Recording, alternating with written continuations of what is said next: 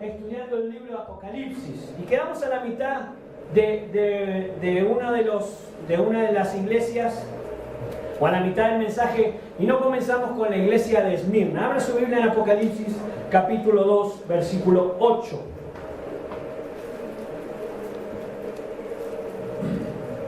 Estudiamos el libro de Apocalipsis no esperando el fin del mundo, se lo explicamos a los que vienen por primera vez. No es el fin del mundo el Apocalipsis. Apocalipsis significa revelación. ¿Y qué revela el libro de Apocalipsis? Revela que Jesucristo vence y que Él es en nuestras vidas el vencedor. Eso es lo que estamos buscando en el libro de Apocalipsis. ¿Quién es Jesús para la iglesia hoy?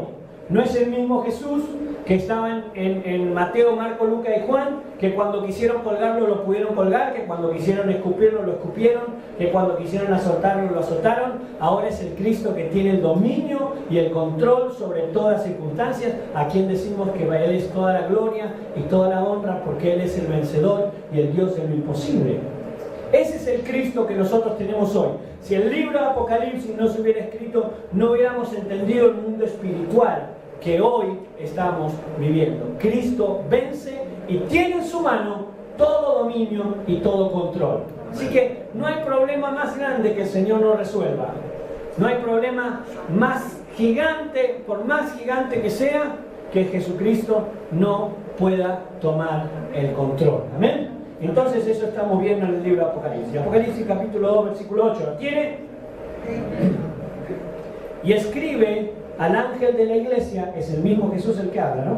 Me lo subí un poquito, o el retorno o algo así. Y escribe al ángel de la iglesia en Esmirna, el primero y el postrero, el que estuvo muerto y vivió, dice esto: yo conozco tus obras y tu tribulación y tu pobreza. Y entre paréntesis pone, pero tú eres rico. Qué interesante la visión del Señor.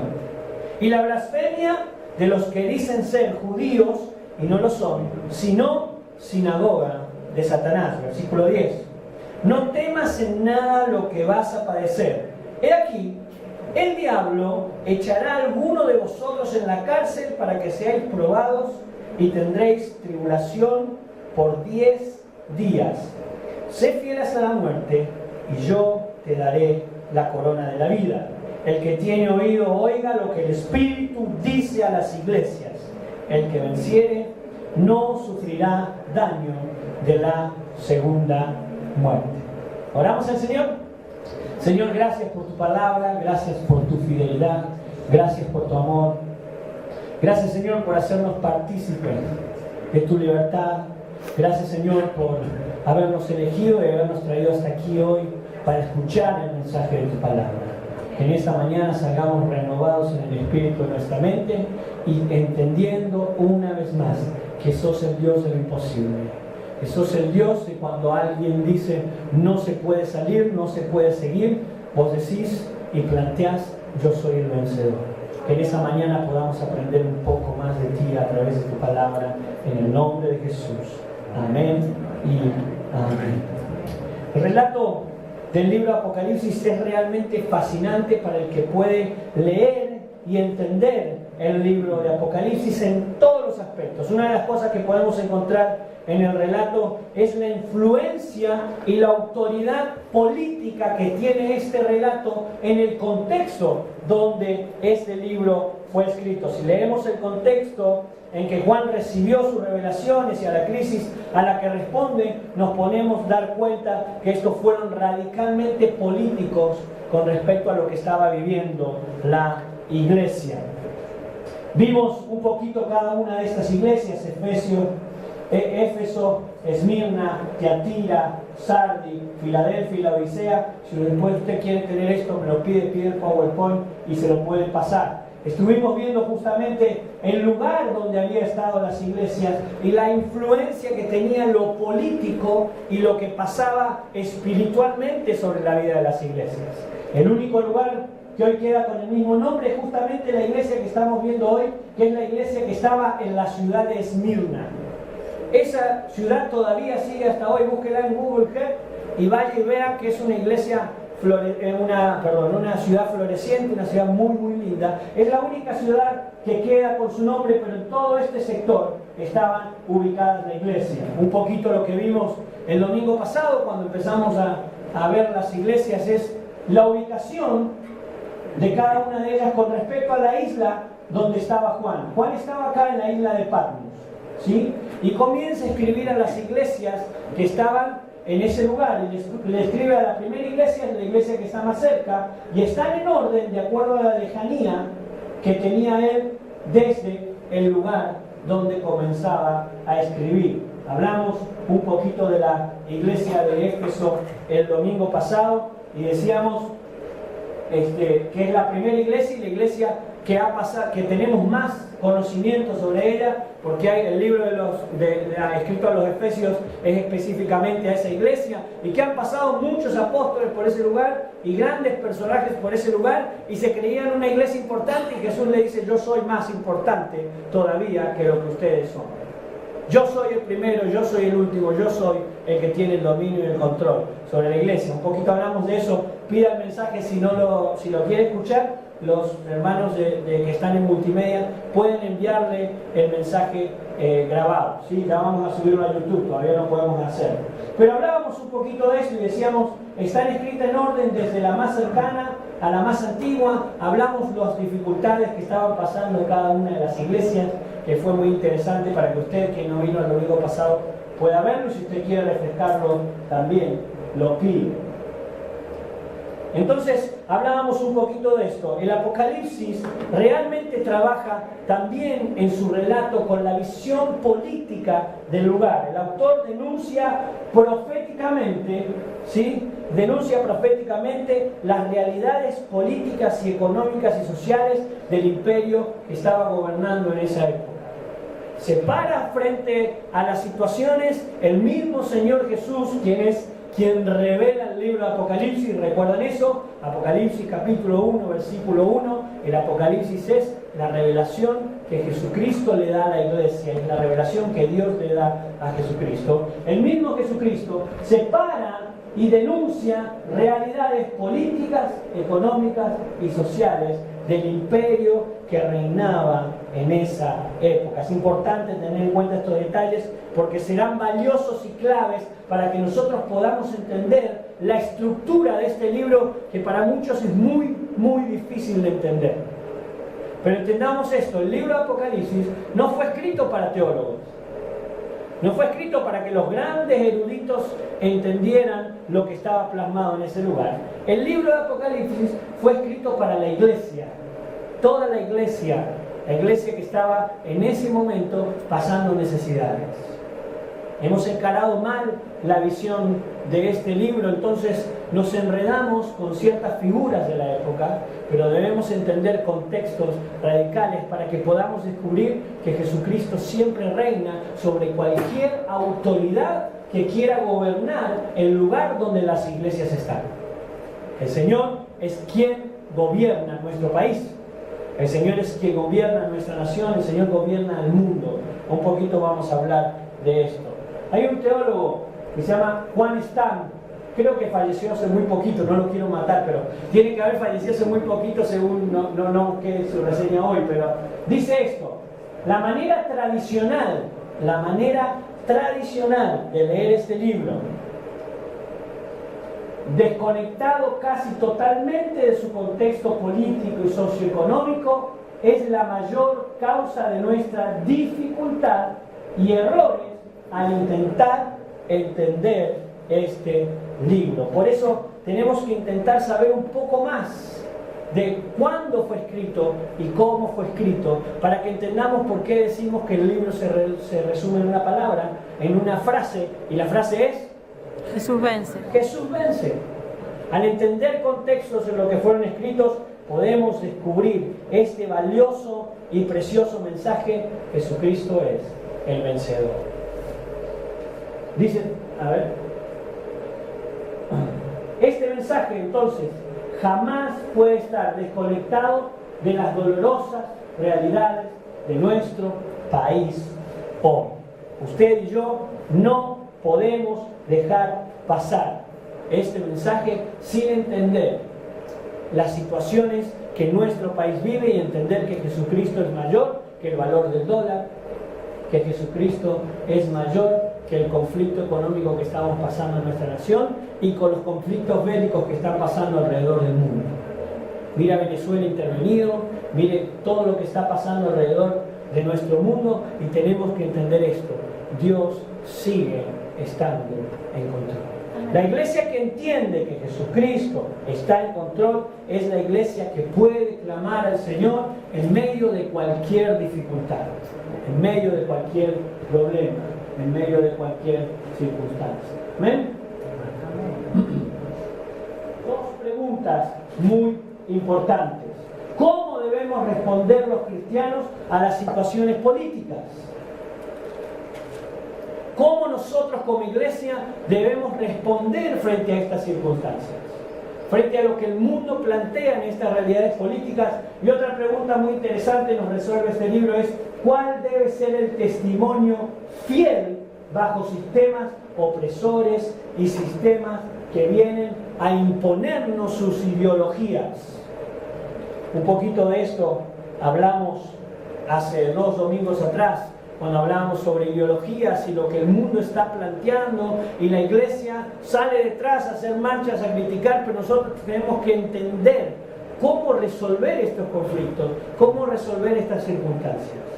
El libro de Apocalipsis nos empieza a resolver estos conflictos, haciéndonos entender que el mayor dominio y control no lo tiene cualquier autoridad política, lo tiene nuestro Señor Jesucristo. Amén. Él tiene las llaves de autoridad. Y el símbolo de las llaves significa que tiene dominio y control para abrir y cerrar puertas donde Él quiera hacerlo. Capítulo 1, lo vimos en el capítulo 1 del libro de Apocalipsis. El Señor Jesucristo es quien tiene el control y el dominio frente a lo espiritual que quiere reinar a través de lo político. ¿Está entendiendo esto? Y cuando empezamos a enfrentarnos en situaciones donde el gobierno empieza a apoyar cosas en contra de la iglesia tiene que clamar para que el que se revele en el mundo en el que estamos sea nuestro Señor Jesucristo. Jesucristo tiene que ser revelado. No es un invento del pastor ponerle revelando a Jesús en el 2019. Estamos revelando a Jesús porque si Jesucristo viene, todo lo que toca el Señor es transformado, es sanado y es libre de cualquier opresión. Amén. La iglesia que entiende que este es el tiempo de clamar a Jesucristo es la iglesia que dice: ven, Señor Jesús. Amén. Así termina este libro. Ven, Señor Jesús. Clamen para que el Señor Jesús aparezca. Clamen para que el Señor Jesús venga a buscar a su iglesia. Es tiempo de decir: Señor, queremos verte reinar. Ven, Señor Jesús, a mi casa, a mi familia, a la vida de mis hijos. Ven, Señor Jesús. Ven, Señor Jesús. Es una frase que tiene que estar en nuestra boca. Señor, ven a buscarnos. Mientras tanto, Señor, hacete presente. Vení y hacete presente. ¿Por qué? Porque Él es quien reina y quien nos muestra cómo entonces actuar frente a estas dificultades. Este libro nos dará pautas valiosas sobre estas dos preguntas y entenderemos entonces que el cristianismo de Asia Menor estaba totalmente involucrado en que Jesucristo se manifieste, aparezca y sea Él quien tome el control frente a sus circunstancias.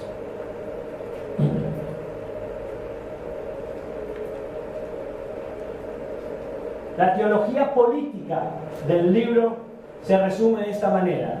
La teología política es: Jesucristo es el Señor, o como a mí me gusta resumir el libro, Jesucristo vence. Si Jesucristo vence, toma la autoridad y es Señor en el lugar donde Él está. Somos una iglesia poderosa y somos una iglesia victoriosa, porque Jesucristo es Rey de reyes y Señor de señores. Él es Jesucristo vencedor. ¿Cuál es tu problema tan grande que el Señor no pueda resolver?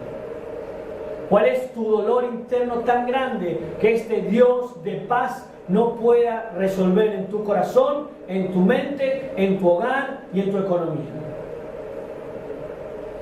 El libro de Apocalipsis nos demuestra que Jesucristo es definitivamente nuestro Señor. En términos políticos, todo se trata del tema del poder y de la autoridad. Usted y yo debemos entender que Jesucristo es autoridad frente a las circunstancias. Veíamos en el capítulo 1 que la cristología es simplemente esto: yo tengo el poder, mis ojos tienen fuego, mi boca lo que pronuncia corta como espada de dos filos, mis pies tienen autoridad y donde piso, entonces yo tengo el dominio y el control, y yo tengo a la iglesia en mi mano. ¿Se acuerdan las estrellas? Yo tengo a la iglesia en mi mano, yo soy la autoridad de la iglesia. Eso dice el Señor, eso plantea el Señor. Y esa autoridad la vamos a ver correr constantemente por este libro precioso, el libro de Apocalipsis. Y empezamos a descubrir desde el domingo pasado que entonces todo ese relato del primer capítulo y de la autoridad empieza a manifestarse de alguna manera en una iglesia y de otra manera en otra iglesia, de acuerdo a lo que cada situación de la iglesia esté viviendo. Jesucristo se hace presente. Resumimos que Jesucristo es el soberano de los reyes de la tierra y le escribe a la iglesia para que ellos entiendan que es aún mayor en poder que este famoso Domiciano, quien tenía preso en la isla de Patmos a Juan, el que escribe lo que Cristo le dicta y el ángel le dice. Entonces Jesús se para y dice: yo tengo todo este dominio y yo tengo todo este control. Y cuando buscamos en la palabra podemos entender que todo el dominio y todo el control lo tiene el Señor. Por ejemplo, Ezequiel capítulo 36 habla sobre lo que está por pasar, es una profecía por pasar, que es quien tiene el dominio y el control para que la autoridad de ese lugar se levante contra el pueblo de Israel, entonces quiere atacarlo. Gog y Magog, ¿has sentido hablar de Gog y Magog? Algún día hablaremos específicamente sobre eso. Pero ¿quién pone en el corazón de aquellos para que lo que esté pasando sea para que todos puedan encontrar la fidelidad, el amor y puedan encontrar al Señor? Sigue siendo nuestro Cristo vencedor. El Dios, el Padre Todopoderoso. Él sigue teniendo toda autoridad. Van a ver en Ezequiel 36 y sigan leyendo y van a entender que al final de esa guerra termina venciendo el pueblo de Dios, y ni siquiera por un conflicto bélico que ellos puedan resolver, se arregla con tormentas, con piedras, con un montón de otras cosas y salen vencedores. Así es como Jesús vence. Ni siquiera nosotros tenemos que salir a atacar a los demás porque entendemos esto: Él es Señor, Él es el primero en todas las cosas. Este es el Cristo que usted y yo adoramos, el Cristo vencedor, el Cristo que ha vencido. Jesucristo es Señor y Jesucristo entonces vence una vez más. Como Jesucristo es el Señor, advierte que no pueden rendirle culto al emperador o a cualquier otro ídolo. De eso encontramos un poco en la iglesia que vimos anteriormente. Ojo con lo que están haciendo. ¿A quién estamos rindiéndole culto? ¿A quién nosotros le rendimos esa adoración? Tenemos que tener total control sobre eso. Por eso comienza escribiendo las cartas a las iglesias. A Éfeso le dice: vuelvan a su primer amor. El primer amor de ellos era discutir con las demás iglesias. Y se habían olvidado del Señor. Y era discutir con las personas por lo que hacían y se habían olvidado de demostrar el amor. Nosotros como iglesia tenemos que demostrar que Jesucristo es primero y último y Dios es amor. Y debemos llevar entonces ese mensaje. La advertencia: no rendirle culto a ninguna persona, a ningún ídolo, y no rendirle culto a ningún sistema. Me quedé pensando en esto cuando dije ídolo, se me vino a la cabeza. Bueno, más allá de eso digo, ¿cuántos ídolos tenemos nosotros, no? Más allá que River es los máximos. Bueno, después viene el Señor y después Poli y después River, ¿no? ¿Cuál es? Si no, mi esposa me mata. Ahí la arreglé un poquito. Bien, digo, ¿a quiénes le rendimos ese culto? ¿Qué es más importante para nosotros? Para los jóvenes, en lo musical, ¿qué es lo más importante? ¿No? Tenemos los ídolos musicales y muchas veces opacan a nuestro mismo Señor Jesucristo y preferimos seguir un montón de otras personas que no sean nuestro Señor Jesucristo. Y la advertencia en este precioso libro es: no le rindan culto a ningún hombre, no le rindan culto a ningún ídolo. Por eso no tenemos santos y no tenemos imágenes y no hablamos absolutamente nada más que a nuestro Señor Jesucristo. Y sobre todo, esta frase me interesa: a ningún sistema. Porque sistemas al que adoramos pueden ser sistemas económicos. ¿Cuál es entonces ese ídolo o ese sistema al que nosotros adoramos? El culto al consumismo es algo que se está planteando en nuestras iglesias hoy. Venga, que va a ser prosperado, denle al Señor que va a ser prosperado, ofrende acá, ofrende allá. Si ofrendan este ministerio, entonces usted va a tener una casa, 2 autos y parezco a Telequino. Jueguen al Telequino, va a ser más fácil. Porque eso no plantea la Biblia. Entonces, ¿a quién rendimos culto en esta adoración? ¿De quién o a quién nosotros comenzamos a dirigir todos nuestros proyectos y todo lo que nosotros somos? Nuestro culto y nuestra adoración tienen que ser al Señor. Por eso no podemos servir a Dios y a Mamón, que es el Dios de la riqueza. Acá abajo puse una descripción que dice: durante la Edad Media, Mamón fue personificado comúnmente como el demonio de la avaricia, de la riqueza y de la injusticia. Y eso se ha metido en nuestro contexto. Eso se ha metido en las iglesias. Y planteamos mucho más el tener mejor bienestar económico que el revelar a Jesús, nuestro Señor y nuestro Salvador. Fíjese esto, vuelvo a traer a este señor. Juan Stam dice: para el pueblo escogido, la negación a el Señor, está hablando de Israel, la negación a Yahvé, a Jesús, al que ellos adoraban, no consistía en el ateísmo. No era que no creían en el Señor. El problema de ellos era que tenían una idolatría hacia otras cosas. La negación a Yahvé no consistía en el ateísmo, sino en la idolatría. Cuando nosotros adoramos a otra cosa que no sea nuestro Señor, estamos negando a nuestro Señor Jesucristo. Y si negamos a nuestro Señor Jesucristo, Él no se puede hacer presente. Dice también: a menudo los israelitas no negaban explícitamente a Yahvé, más bien, fíjese esto, dice, mantenían el culto, el lenguaje y todas las formas externas de una apariencia ortodoxa, pero tras de esa fachada practicaban el baalismo. El culto a Baal se ve en el Antiguo Testamento, ¿sí? Después vamos a hablar pura y exclusivamente de ese mensaje. Se enfrenta Elías frente a los profetas de Baal y quiere demostrar quién era el Señor. El pueblo de Dios creía que estaba adorando a Dios el Padre. Baal viene de una raíz que significa el Señor. El pueblo de Dios había dejado de nombrar a Yahvé, al nombre de Dios, porque era demasiado santo. Y en eso meten entonces el concepto de adorar y empiezan a adorar a Baal, que significa esto. Pero en ese concepto empezaron a mezclarse idolatrías ajenas al Señor. Y llegó un momento en que se desviaron completamente de la visión, por causa de no poder pronunciar su nombre. Pero qué parecido es esta frase a lo que estamos viviendo hoy. Mantenemos el culto, mantenemos el lenguaje, mantenemos todas las formas externas como si fuéramos realmente santos, pero nuestra adoración no está dirigida al Señor cada día, cada mañana, cada cosa que emprendo. No le digo a mi Señor: Señor, vení a hacerte presente. Hablo de otras iglesias, ustedes no. Son otras iglesias, nosotros estamos tan firmes. ¿A quién rendimos entonces culto y a quién rendimos adoración? Jesús entonces ve a la iglesia de Esmirna como una antítesis de todo este conflicto que se estaba viviendo en el mundo.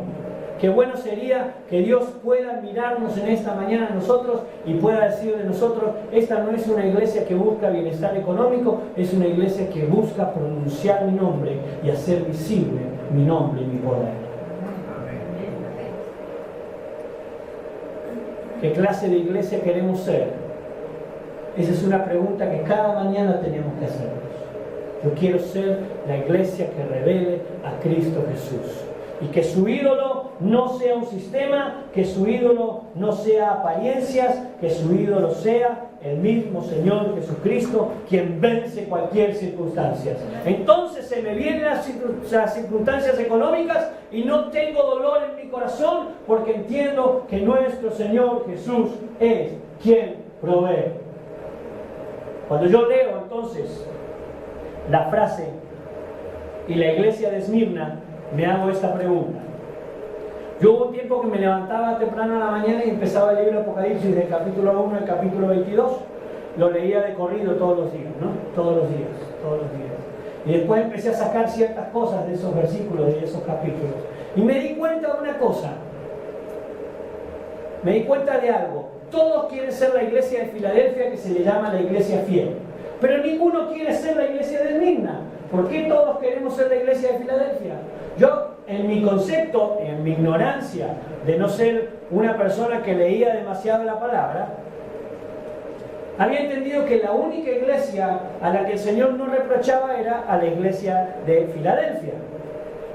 Porque es la iglesia fiel, es la iglesia amada. Sin embargo, vamos a ver ahora que esta iglesia es la otra iglesia que el Señor no tiene absolutamente nada que reprocharle, pero es una iglesia sufriente. Entonces mi respuesta vino, pero rapidísimo: nadie quiere sufrir, pare de sufrir. Por eso se va a tomar un vaso. No, perdón, me equivoqué. Pare de sufrir es uno de los mejores lemas que podemos tener. ¿Por qué nadie quiere sufrir? Esto no es una apología al sufrimiento. No le digo que usted tiene que sufrir. Lo que sí creo es que usted y yo tenemos que entender que tenemos que ser la iglesia que Jesucristo quiere, porque al final de cualquier circunstancia, Jesucristo vence. ¿Por qué el mundo sigue implementando ideologías contrarias a la palabra de Dios? Porque la iglesia se ha olvidado de orar para que aquellos que no le conocen puedan conocerle y entonces encontrar el verdadero amor. Si tu oración es que querés cambiar el auto, que no está mal, yo me lo quiero comprar, que no está mal. Y ha dejado de ser más importante orar para que tu familia le conozca, entonces en algo estamos cerrando como iglesia y entonces hemos hecho de nuestro ídolo el sistema capitalista en el que estamos metidos en el mundo entero. Y si no sos capitalista te bloquean, te cortan y no podés comercializar más. ¿Cuál es el ídolo que gobierna el mundo? ¿Dónde reina Satanás hoy? ¿Se acuerdan? Lo vimos el domingo pasado. La iglesia de Pérgamo estaba donde Satanás mora y dijimos, él tiene un lugar y desde ese lugar se maneja hacia todo el mundo. Fíjese entonces cuál es el modus operandi de Satanás a nivel mundial. Sobre el poder. ¿Cuál es el poder más grande? Es el poder económico. Puede levantar o hundir, fundir y desarmar una nación. La iglesia tiene que entender que Jesucristo es más poderoso que el poder económico que maneja el mundo. Y si yo no tengo, el Señor va a mandar a un cuervo, eso puede ser mi suegra, cualquier... No digo, va a mandar a un cuervo a que te traiga comida. Lo vemos en la palabra. Cualquiera va a utilizar el Señor para que seas bendito. Pero si entendemos que Él es nuestro vencedor. Entonces cuando llega el momento de la prueba, cuando llega el momento de la dificultad, cuando llega el momento de la aflicción, cuando llega el momento del conflicto, ¿qué decimos? Ah, esa iglesia no sirve, me voy a otra que me prediquen algo mejor, me gusta mucho más. Porque estamos siguiendo un sistema y estamos moviéndonos en un sistema que nos hace creer que si no estamos bien todos los días y felices todos los días, entonces el Señor no está obrando. Vamos a ver algunos datos interesantes de este pasaje. ¿Está conmigo todavía? ¿Sigo un poquito más? ¿Sí? Esmirna, Apocalipsis capítulo 2, 8 y 11, ya lo dijimos, la iglesia sufriente. Esmirna significa mirra, que a su vez es símbolo de muerte. Fíjese que la única ciudad que vive hasta hoy es la iglesia, es la ciudad que tiene un nombre que es muerte. Estás por desaparecer. Aunque era una ciudad que estaba floreciendo en ese momento, seguía siendo la ciudad de Esmirna, la ciudad que se moría. Sin embargo, había una iglesia fiel en ese lugar, y yo creo, de verdad que creo esto, por la iglesia fiel que oraba por esa nación y que esperaba que el Señor resolviera esa nación, sigue siendo la única ciudad que sigue teniendo su nombre. Porque la iglesia trastorna el lugar donde está. Y la iglesia hace que su nación siga viviendo por siempre. Argentina, levántate y ora. Hermanos argentinos, oremos por nuestra nación, para que el Señor sea quien gobierne en esa nación. Apocalipsis capítulo 2, versículo 8, y escribe al ángel de la iglesia en Esmirna, y el Señor le dice esto. Es el relato más corto que vamos a encontrar, pero le dice esto: yo soy el primero y el postrero, el que estuvo muerto y vivió, y dice esto. Esmirna definitivamente estaba orgullosa de su antigüedad porque era una ciudad muy, muy antigua. Y lo más probable es que la iglesia, que haya sido de ese lugar, estaba como muy conforme y decía: yo soy una gran ciudad. Entonces Jesús se presenta a la iglesia de Esmirna y se plantea de esta manera: yo soy primero y último, nadie hay antes que mí. Nada hay antes que yo fuese. Yo soy mayor, yo soy más grande. Por lo tanto, yo tengo el dominio y el control, y yo soy el último, te puedo sostener hasta el fin. La permanencia de algo le pertenece a nuestro Señor Jesús. Él es primero y Él es último. No importa cuánto tiempo tengas en la iglesia, no importa cuánto tiempo esté pasando que te congregues, el Señor estuvo antes que vos. No estés orgulloso de tu antigüedad, estás orgulloso de que tu nombre ha sido escrito en el libro de la vida. Amén. Porque Él es primero y Él es último. Nada hay antes que Él, nada hay después que Él. Versículo 8 también. El Señor le dice, vamos de nuevo, escribe al ángel de la iglesia, el primero y el último, y el que vivo, el que estuvo muerto y vivió. ¿Por qué le plantea esta visión del capítulo 1, de que estuvo muerto y vivió? Simplemente y sencillamente por esto. Ellos eran una iglesia sufriente. Y el Señor le dice, yo no solamente sufrí, yo di mi vida por ustedes. Y no solamente eso, aunque morí, también resucité. Y aún después de la muerte, yo sigo siendo Señor. Y sigo teniendo dominio y control. Amén. Esa es la fidelidad de nuestro Señor. Ese es el dominio de nuestro Señor.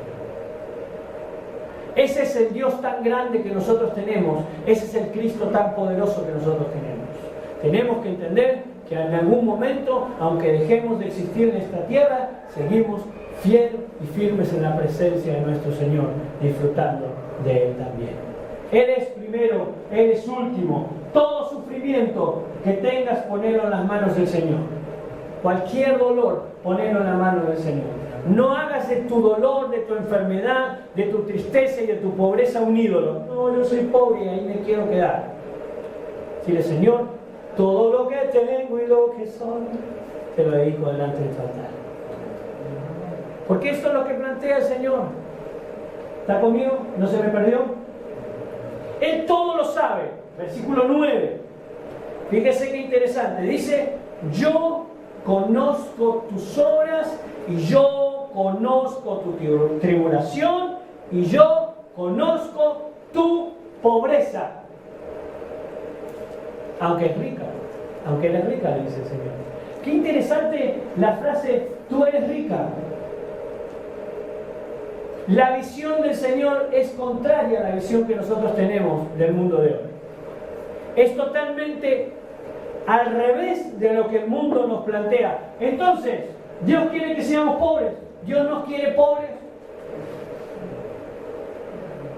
Miren lo que le voy a decir.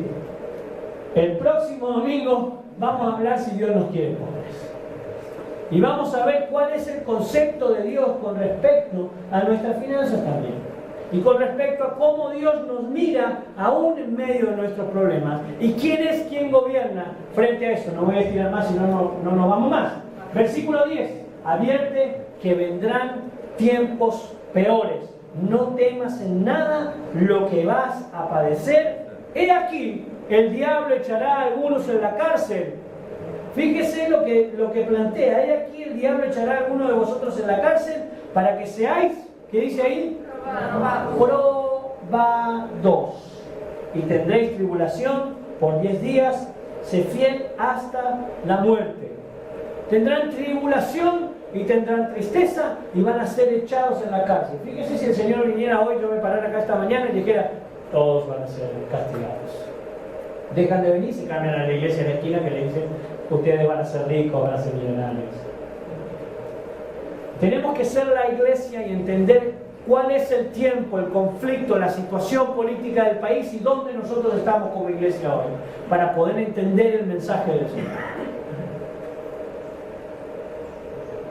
El Señor siempre vence aún en medio de la dificultad. Entonces advierte que vendrán tiempos peores, pero Él se presenta como primero y último y nada hay fuera de Él. Nada hay fuera de nuestro Dios. No hay situación que estés viviendo que sea más grande. No hay situación que estés viviendo que sea más grande que el conflicto que estás pasando. Cristo siempre, siempre vence. Entonces, habla de que la iglesia tenga lealtad, si es así, hasta la muerte. Versículo 10. Y tendréis tribulación por 10 días. Sé fiel. ¿Hasta dónde? Al infinito y más allá. Allá nos lleva el Señor. Y si estamos pasando por sombras de valle y de muerte, no temeré mal alguno, porque el Señor está conmigo. Le hablaba con un hermano y le decía el Salmo 3, el salmista David, lo estaban persiguiendo para matarlo, realmente 10 millares de gente lo estaban persiguiendo para matarlo, y él decía, yo me acuesto y me levanto tranquilo porque Dios es mi sustento, porque Dios es mi protección. Y eso tenemos que ser como iglesia. Hoy estás pasando dificultades, quédate tranquilo en el Señor y decir, Señor, estas cargas yo las pongo delante tuyo, porque entiendo que sos el vencedor. Y por último, entonces, viene la promesa. El que tiene oído, oiga lo que el Espíritu dice a las iglesias. El que venciere no sufrirá la muerte segunda. Aún cuando el Señor venga a jugar a la iglesia, seremos libres de todo dominio, de toda aflicción, de las garras de Satanás y de irnos al infierno. Seremos llevados a la misma presencia de nuestro Señor.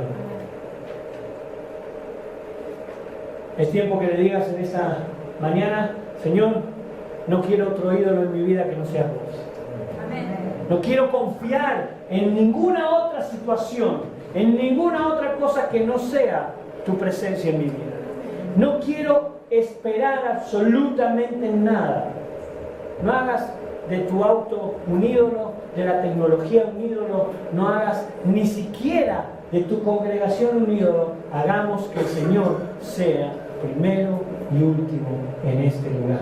Y entonces a la iglesia que sufre en medio nuestro, hay muchos hermanos que están pasando muchos conflictos, muchas dificultades, sobre todo en el gobierno que reina hoy en lo político. El Señor sigue diciendo, yo sigo teniendo el control.